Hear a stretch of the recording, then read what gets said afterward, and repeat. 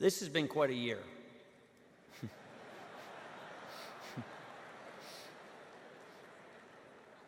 When I spoke on this stage last March, it was just a few months into this job.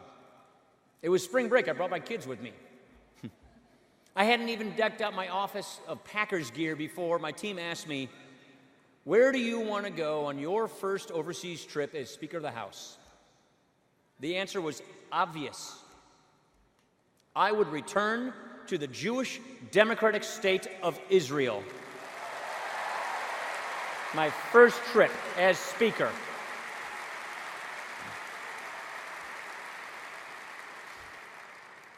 It was an incredible visit. From the unparalleled security cooperation to the miracle of Iron Dome, I saw firsthand the difference our support to Israel makes. Any American who has ever traveled there has heard the same thing, from political leaders to everyday citizens you meet on the street, and it is this: thank you, America, thank you.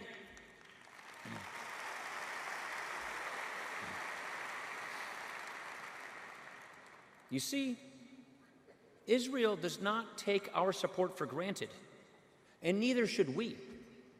The U.S.-Israel relationship is not a one-way street. It is a strategic partnership rooted in shared values and interests.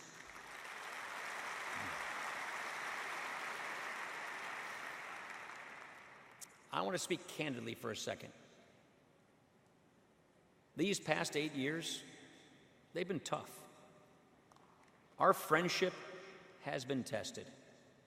No single political spat or public disagreement can sever our historic alliance with Israel, but it can erode trust. And I think the actions of this past administration damaged this trust. That's just how I see it. But now it is time to turn the page. We have a new president. We have a president who I've got to know quite well. And let me assure you right here and right now, President Donald Trump's commitment to Israel is sacrosanct. Congress's commitment to Israel is sacrosanct. We don't take Israel for granted. We know that this special relationship is central to our national security. And believe me, that words must always be backed up with real, concrete actions. That's what I want to say to you here today. Let's start with Iran. Look, my views, your views on the nuclear agreement struck by President Obama are pretty darn well known. But we must not forget the failures of the past if we want to do better. Simply put, this deal has been an unmitigated disaster.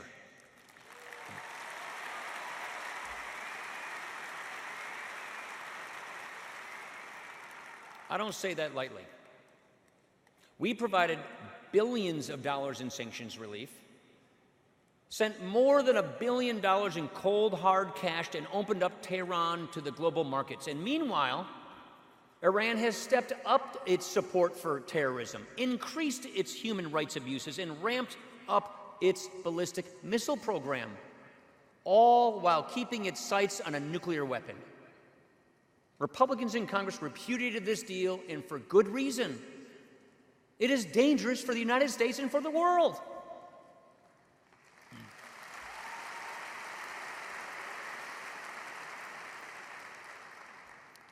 So where does this leave us? Well, for starters, I think it is long past time that we rigorously enforce this deal and hold the Iranians accountable when they violate it.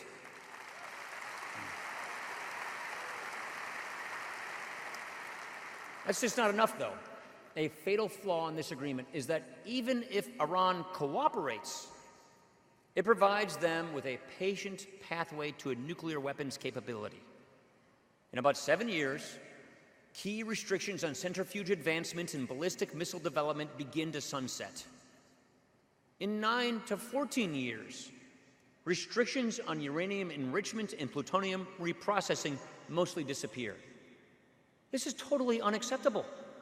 So we must tighten the screws on Iranian compliance and continue to hit the regime with punishing non-nuclear sanctions for its range of illicit activities. Very clear. The Trump administration already did this in February by swiftly imposing fresh sanctions in response to more illegal missile tests. And just the last week, with the help of AIPAC, we introduced new bipartisan sanctions targeting Iran's missile program.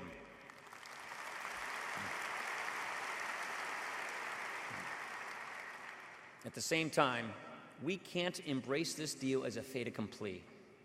We must reserve the right to explore options aimed at addressing its most fatal flaws: the sunset provisions, insufficient inspections, and acceptance of Iran's centrifuge development.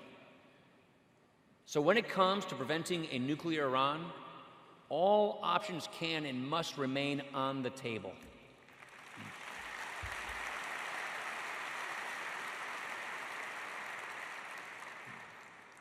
The problem here extends well beyond a bad nuclear deal in ballistic missile tests. This is a revolutionary and expansionist regime bent on destruction of Israel and the West. They continue to prop up a genocidal dictator in Damascus, they arm an insurgency in Yemen, and they bankroll terrorist organizations from Baghdad to Beirut. Their goal is regional hegemony, and it is compounding instability and bloodshed across the globe. To combat these threats, we must harness every instrument of American power. We must work with our allies, and with Israel in particular, to counter this aggression at every turn. We should expand sanctions on Iran's army of terror, the Iranian Revolutionary Guard Corps.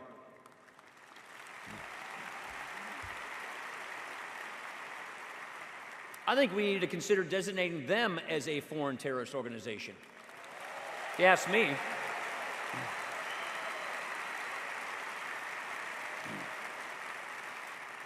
And we should take steps to stop Iranian airlines like Iran Air and Mahan Air from delivering arms and fighters to terrorists across the Middle East.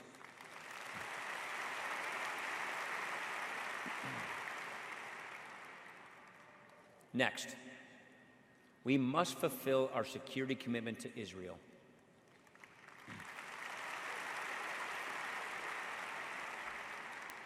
You know, it wasn't too long ago that suicide bombings felt like a near daily occurrence in the streets of Jerusalem and Tel Aviv.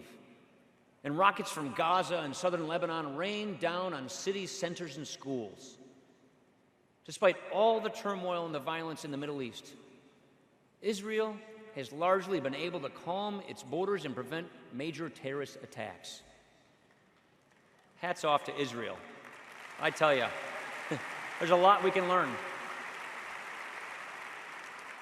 But threats still remain. At this very moment, tens of thousands of rockets are pointed directly at Israel from Gaza, Lebanon, and Iran. And that is why the United States, with support from Congress, has worked with Israel to deploy Iron Dome, David's Sling, and Arrow 3. And we must continue to develop not only new missile defense technologies, but also those cutting-edge tools to detect and destroy these terror tunnels that are snaking into Israel from Gaza and potentially Lebanon.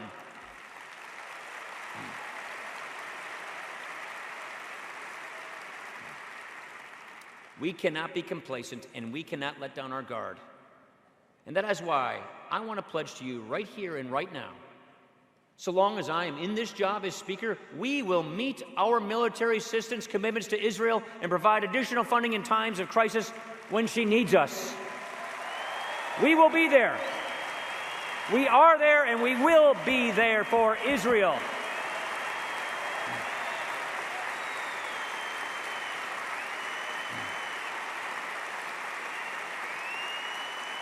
We count on each other.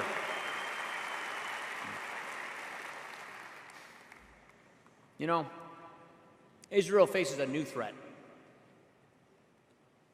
I just mentioned their success. Well, their success in fighting terrorism has led enemies to resort to an insidious campaign of political and economic warfare designed to undermine Israel.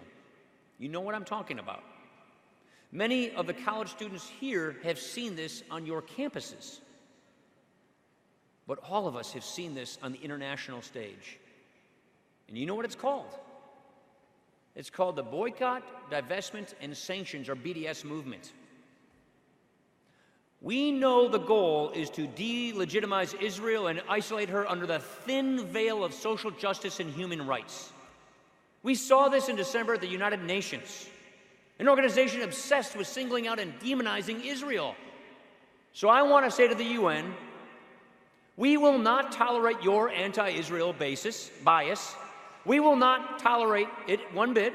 The Trump administration will not tolerate your anti-Israel bias. And the lady you just heard from, our strong ambassador to the United Nations, Nikki Haley, she will certainly not tolerate your anti-Israel bias. You know this, and you just heard it.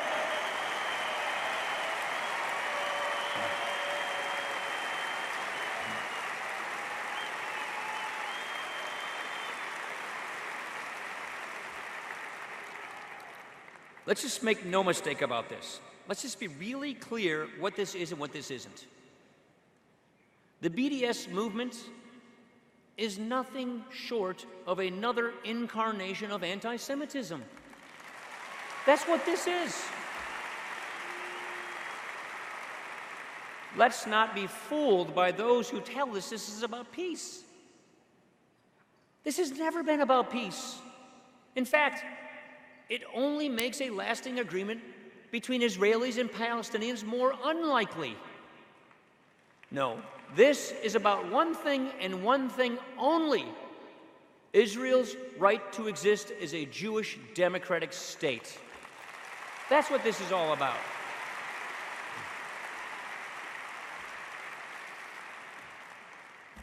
Let me just say a few words about peace.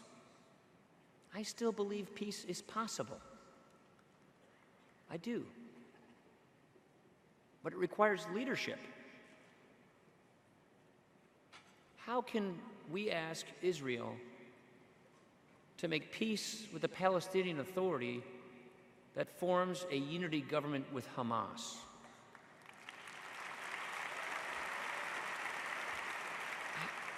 How can we ask Israel to make peace with the government that incites anti-Semitism and violence and then goes and names public squares after terrorists?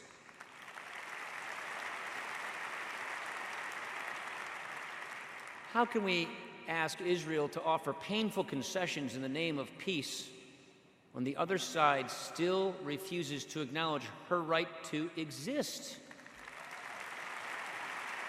This, to me, is the crux of the issue. We've heard the case that this is all about settlements, that if Israel just stopped building, we would have peace tomorrow. Let's just look at the facts for a second. When Israel offered the Palestinians 95% of the West Bank and 100% of Gaza at Camp David in 2000, and even greater concessions in 2008, they were rebuffed. When Israel completely withdrew from Gaza in 2005, I was there witnessing it then. They didn't get peace. They got Hamas rockets, terror tunnels, and 3 wars. And when Prime Minister Netanyahu instituted an unprecedented 10-month settlement moratorium in 2010, the Palestinians only agreed to direct negotiations in the final month and then blamed Israel for the talks collapsing. And all of this is to say that Israel is not perfect. They are not, and neither are we. But you know what? Israel is a free and vibrant democracy. They share our interests. They train alongside of our military. They provide critical counterterrorism assistance. And they remain our strongest ally in the Middle East.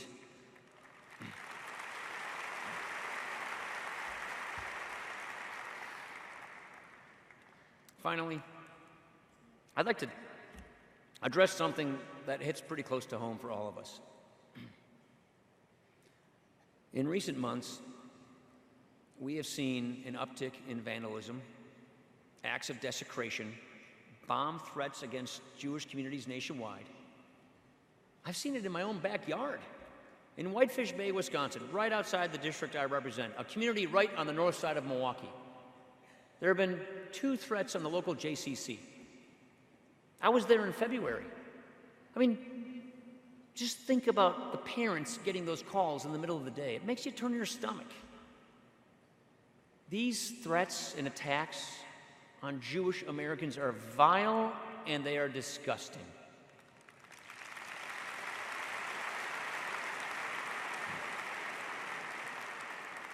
They're rooted in a poisonous ideology of hate, and they must be wholeheartedly rejected. So what I want to say to you is this: you're not alone. We stand with you. I stand with you. My colleagues in Congress stand with you, and the American people stand with you. Together, we will root out this evil wherever it may surface. We are all in this thing together. Friends, we are living in very dangerous times. ISIS still threatens our troops abroad and inspires terrorism here at home. North Korea continues to spew belligerent anti-American rhetoric while testing long-range missiles and nuclear devices. Iran fans the flames of sectarian welfare in the Middle East while marching toward a nuclear weapons capability. And Russia remains an ever-present threat to the post-Cold War order.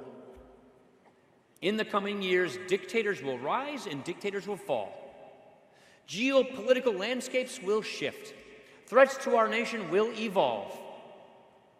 But as I look out over this vast horizon of uncertainty, I remain optimistic. And so should you.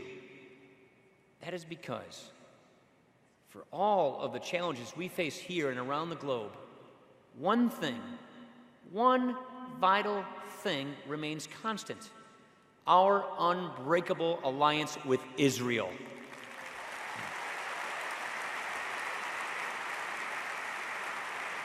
So I want to say a final thank you. Thank you for being here. Thank you for using your voice for good.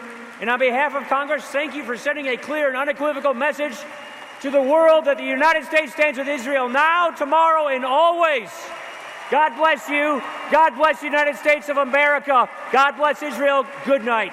Thank you.